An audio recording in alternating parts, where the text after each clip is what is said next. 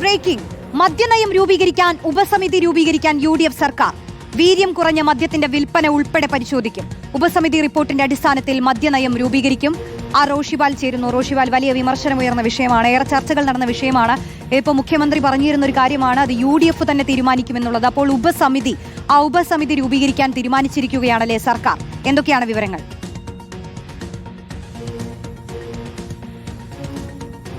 Roshy, V D Satheesan സർക്കാരിന്റെ ആദ്യ മദ്യനയം തീരുമാനിക്കാനാണ് UDF ഇന്ന് ചേർന്നപ്പോൾ ഉപസമിതി നിശ്ചയിക്കാനുള്ള തീരുമാനമെടുത്തത്.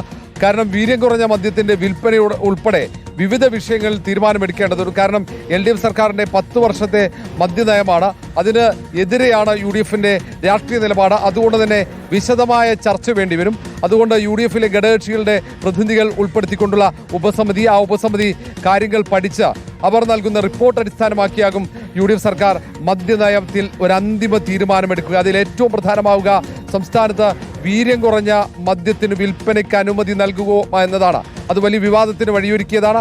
അതുകൊണ്ട് ആ വിഷയത്തിൽ എന്തായിരിക്കും തീരുമാനം വരിക എന്നത് പ്രധാനമാണ്. അതിനൊപ്പം തന്നെ കൂടുതൽ ബാർ ലൈസൻസുകൾ അനുവദിക്കുന്ന കാര്യത്തിൽ എന്തൊക്കെ നിയന്ത്രണങ്ങൾ ഏർപ്പെടുത്തും എന്നതും ഏറ്റവും പ്രധാനമാണ്. അങ്ങനെ ഏറ്റവും സുപ്രധാനമായ UDFന്റെ മദ്യനയം തീരുമാനിക്കാനുള്ള ഉപസമിതിയാണ്. അതേസമയം തന്നെ ബോർഡ് കോർപ്പറേഷൻ വിഭജനവുമായി ബന്ധപ്പെട്ട ചർച്ചകളിലേക്ക് കടക്കാൻ UDF തീരുമാനിച്ചിട്ടുണ്ട്. കോൺഗ്രസ് നേതൃത്വം UDFിലെ ഘടകകക്ഷികളുമായി പ്രത്യേകം ചർച്ചകൾ നടത്തും.